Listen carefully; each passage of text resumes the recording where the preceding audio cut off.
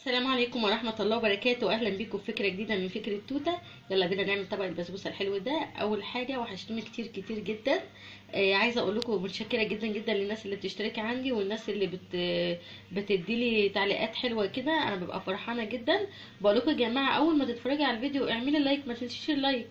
يعني في ناس بتعلق لي من العنوان وانا بزعل قوي، او ببقى عارفه ان هم معلقين لي من العنوان ولا شافوا الفيديو ولا عملوا لايك ولا عملوا اي حاجه. يلا بينا نبدا نشوف انا عملت البسبوسه دي ازاي. يلا بينا. السلام عليكم مره تانية. نتعرف بقى على المقادير بتاعتنا. معانا 1 كيس بسبوسه انا فضيته، اللي هي العلبه دي كده. انا بجيبها من ماي بسبوسه بالقشطه. وده بيبقى كيس الكريم شانتيه او القشطه اللي بتبقى موجوده جواه. هنقول برضو احنا هنعملها ازاي دلوقتي. ده كيس البسبوسه. ودي علبة زبادية يعني. ودول 4 معالق سمنة انا يعني سيحتهم. ودي مية عشان ممكن احتاج قليل كده من المية. اول حاجة بقى هبدأ اعملها. نبدأ بسم الله. اول حاجة بقى هبدأها انا معايا المضرب بتاعي هفتحه اهو. اول حاجة معايا بقى المضرب بتاعي اهو، ومعايا البسبوسة. هبدأ اول حاجة انزلها علبة الزبادي. ثانية واحدة. علبة الزبادي هنزلها كلها كده.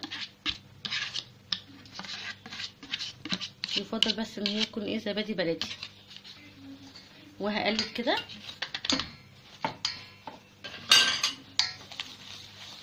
بالشكل ده كده على مكان واحد، على دايره واحده. وهضيف ال4 معالق سمنه.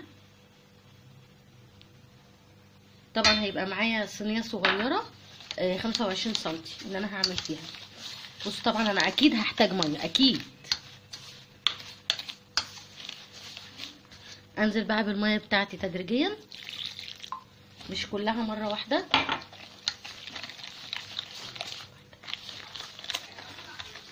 بالشكل ده.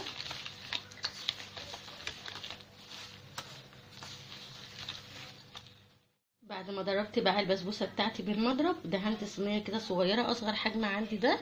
ضربتها دهنتها قصدي سمنه. وافضي بقى البسبوسه بتاعتنا اهي. بص انا بعد ما قلبتها بقى كويس بقت بالتقل ده كده اهي. هحطها بقى في الصينيه بتاعتي اللي انا دهناها بالسمنه. افضيها كلها. وانا بصور لازم وانا بنزل البسبوسه لازم انزلها في النص كده، في نص الصينيه. بص بقى بعد ما نزلتها كلها في الصينيه بالشكل ده هعملها كده عشان ما يبقاش فيها مسافه فاضيه من جوه وتعمل فقاقيع اهي. بعد ما احضر بقى صينيه البسبوسه بتاعتي، هكون ان انا مسخنه الفرن بتاعي على درجه حراره 160. وهحطها في النص. هحط على الرف اللي في النص في الفرن. وهسيب الفرن زي ما هو عالي، مش هوطيه، لان هي هتبقى في النص. ما تحطهاش تحت. لو حطيتها تحت هتتحرق منك من تحت ومش هتستوي من فوق.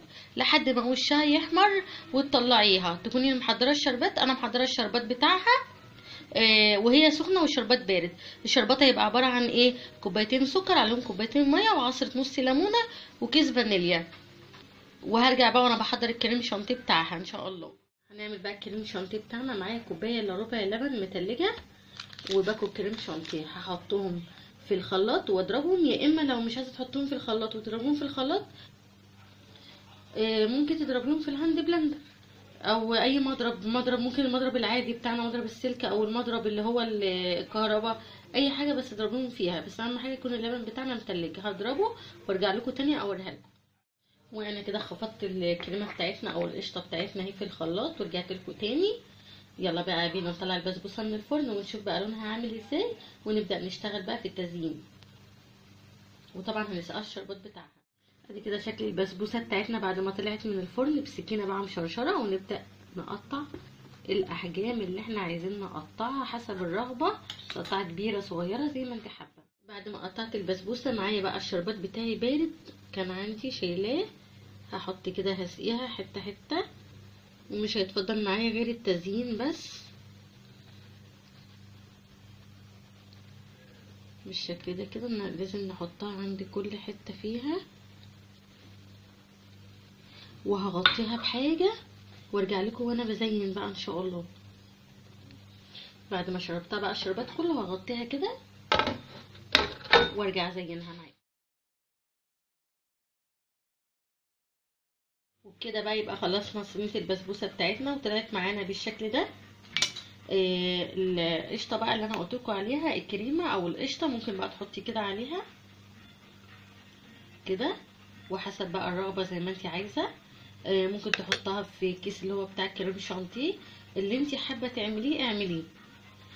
لو عجبك الفيديو متنسيش تعملي لايك وشير وسبسكرايب، واشوفكم على خير ان شاء الله في فيديو جديد من فكره جديده من فكره توته. السلام عليكم ورحمه الله وبركاته.